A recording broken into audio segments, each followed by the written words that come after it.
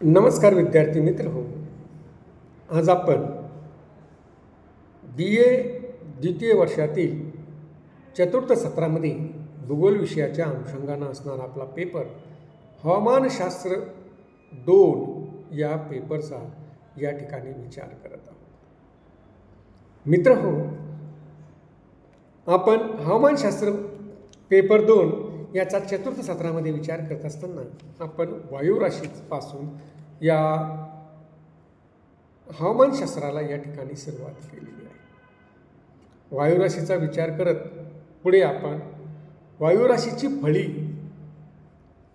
यांचा विचार केला आणि या वायुराशीच्या फळीचे वर्गीकरण किंवा प्रकार या ठिकाणी आपण बघितले. ते म्हणजे उबदार फळी, थंड फळी आणि संयुक्त फळी किंवा शांत फळी.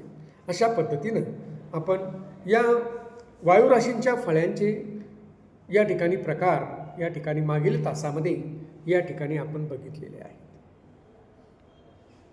आजच्या तासामध्ये या वायुराशी फळ्यांचे भौगोलिक वर्गीकरण या ठिकाणी बघण्याचा प्रयत्न आपण या ठिकाणी करतो. पृथ्वीवर निरनिराळ्या क्षेत्रात वायुराशींच्या ज्या फळ्या निर्माण होत असतात त्यांच्या स्थितीनुसार, त्यांच्या भौगोलिक स्थानानुसार आपण त्यांचे वर्गीकरण करण्याचा प्रयत्न या ठिकाणी करत आहोत. त्यांचं वर्गीकरण करत असताना पहिली जी फळी या ठिकाणी आपल्याला दिसून येते ती म्हणजे आर्क्टिक वायुराशी फळी. आर्क्टिक वायुराशींची फळीची उत्पत्ती आर्क्टिक महासागरामध्ये होते. तेथे तापमान कमी असल्यामुळे वायुराशीची फळी ही शांत असून ते ध्रुवीय थंड प्रदेशात वाहतात.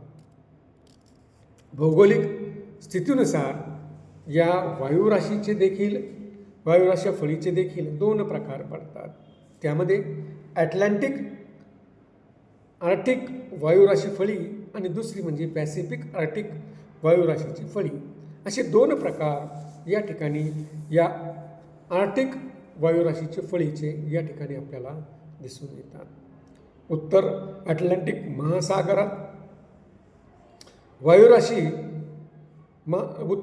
महासागरीय वायुराशी व ध्रुवीय वायुराशी यांच्या संयोगाने 80 अंश अक्षांशाच्या दरम्यान आर्क्टिक वायुराशीची फळी ही या ठिकाणी निर्माण होते. उत्तरेकडून व दक्षिणेकडून सामुद्रिक वायुराशी येत असल्यामुळे या फळीची तीव्रता कमी होते. हिवाळ्यात या फळीची स्थिती कायम राहत असून उन्हाळ्यात मात्र 70 अंश उत्तर अक्षवृत्तात असते. मित्रो, या ठिकाणी जी फळी या ठिकाणी आपण पाहतोय ती म्हणजे आर्क्टिक वायुराशीची फळी. मित्रो, उत्तर अटलांटिक महासागर वायुराशी व ध्रुवीय वायुराशींचा संयोग हा 80 अंश अक्षवृत्त यांच्या दरम्यान झालेला आपल्याला दिसून येतो. उत्तर अक्षवृत्त यांच्या दरम्यान या ठिकाणी झालेला आपल्याला दिसून येतो आणि त्यातूनच आर्क्टिक वायुराशीची फळी ही या ठिकाणी निर्माण झालेली आपल्याला दिसून येते.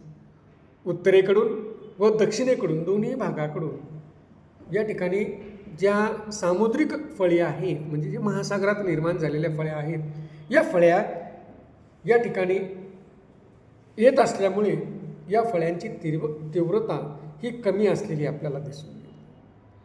हिवाळ्यामध्ये या फळ्यांची स्थिती 80 अंश अक्षवृत्ताच्या दरम्यानच असते, परंतु उन्हाळ्यामध्ये मात्र या 70 अंश अक्षवृत्ताकडे, उत्तर अक्षवृत्ताकडे यांची स्थिती असलेली आपल्याला दिसून येते. तर उत्तर पॅसिफिक महासागरात उत्तरेकडून ध्रुवीय वायुराशी व दक्षिणेकडून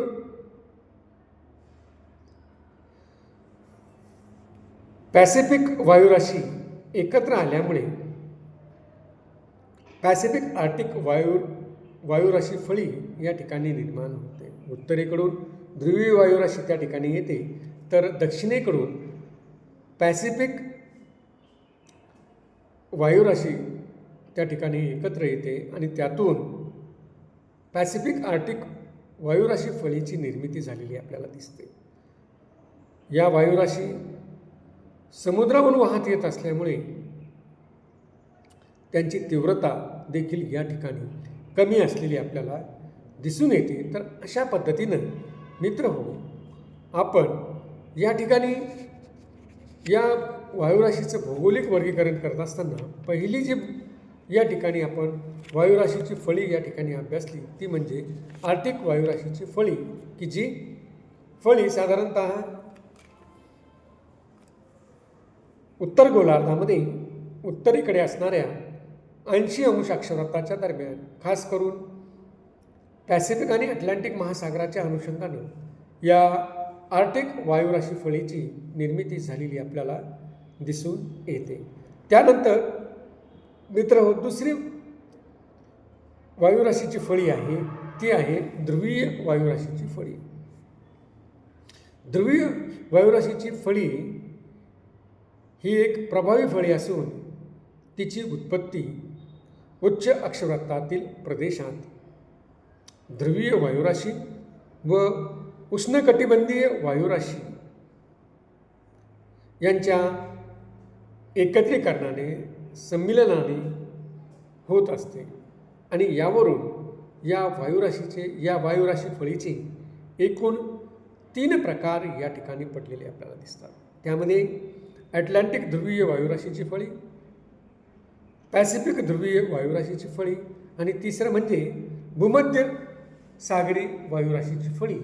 अशा पद्धतीनं 3 वायुराशीच्या फळ्या या ध्रुवीय वायुराशीच्या फळीच्या अनुषंगानं या ठिकाणी पडलेले आपल्याला दिसून येतात. मित्रहो, यामध्ये अटलांटिक ध्रुवीय वायुराशीची फळीचा जर आपण विचार केला तर ग्रीनलँडजवळील ध्रुवीय प्रदेशात महासागरीय ध्रुवीय वायुराशी व महाद्वीपीय वायुराशी यांचा संयोगातून या फळीची निर्मिती होते. उत्तर अमेरिकेच्या ईशान्य भागात हिवाळ्यात ही फळी स्थिर राहते. त्यामुळे हिवाळ्यात भरपूर प्रमाणात पाऊस त्या ठिकाणी पडतो.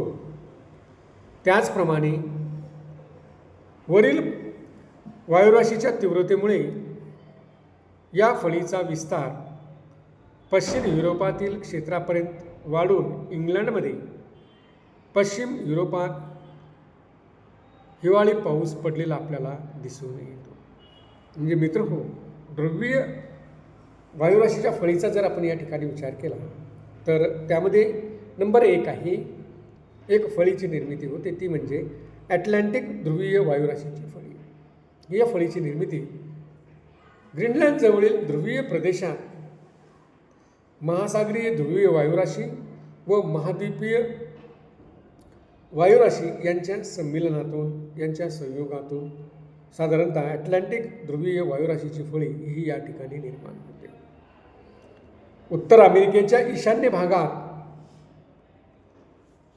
हिवाळ्यामध्ये ही जी काही फळी आहे ही फळी स्थिर राहते.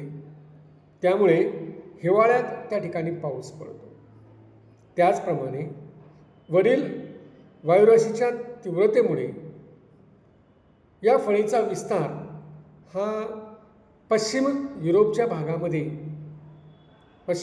भागापर्यंत वाढलेला आपल्याला दिसून येतो आणि त्यामुळे युरोपचा पश्चिम भाग आणि इंग्लंडमध्ये देखील हिवाळी पाऊस पडलेला आपल्याला या ठिकाणी आढळतो.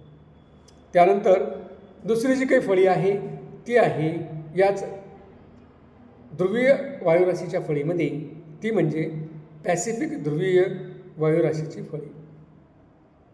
पॅसिफिक महासागरात उत्तर अमेरिकेच्या पश्चिम किनाऱ्यापासून, जो उत्तर अमेरिकेचा पश्चिम किनारा आहे त्यापासून आशियाच्या पूर्व किनाऱ्यापर्यंत या फळीचे क्षेत्र आहे. या फळीची उत्पत्ती महाद्वीपीय ध्रुवीय वायुराशी व पॅसिफिक महासागरातील वायुराशीमुळे या ठिकाणी झालेला आपल्याला दिसून येतो. पॅसिफिक महासागरीय वायुराशी ही उष्ण व उबदार असल्यामुळे किनाऱ्यावरील प्रदेशात पाऊस देण्यास ही कारणीभूत ठरलेली आपल्याला दिसून येते. तर मित्रहो, अशा पद्धतीनं ही पॅसिफिक ध्रुवीय वायुराशीची फळी की जी ध्रुवीय वातफळी ध्रुवीय वायुराशीची फळी यांच्या अनुषंगानंच निर्माण झालेली आपल्याला दिसून येते. त्यानंतर तिसरी आहे ती म्हणजे भूमध्य सागरी वायुराशीची फळी. भूमध्य सागरात उत्तरेकडील महाद्वीपीय ध्रुवीय वायुराशी व आफ्रिका खंडातून उष्ण महाद्वीपीय वायुराशी यांच्या संमिलनातून ही फळी निर्माण झालेली आपल्याला दिसून येते. मित्रहो, भूमध्य सागरीय वायुराशीची फळीचा जर या ठिकाणी आपण विचार केला तर यामध्ये आपल्याला असं दिसतं की युरोपीय खंडातून जी काही ध्रुवीय वायुराशी येते ही महाखंडीय ध्रुवीय वायुराशी हा युरोपीय खंडातून आलेली ही वायुराशी आणि आफ्रिका खंडातून आलेली उष्ण वायुराशी किंवा आफ्रिका खंडातून आलेली उष्ण महाद्वीपीय वायुराशी यांचं संमिलन हे या भूमध्य सागरी हवामानाच्या प्रदेशात किंवा भूमध्य हवामानाच्या क्षेत्रामध्ये झालेले आपल्याला दिसून येतं.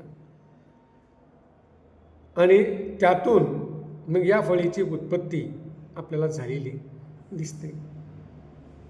मित्र, हिवाळ्यात या फळीचा प्रभाव जोरदार असल्यामुळे भारताच्या उत्तरेला व चीनच्या दक्षिणेला प्रत्यावर्त वाऱ्यामुळे पाऊस पडतो.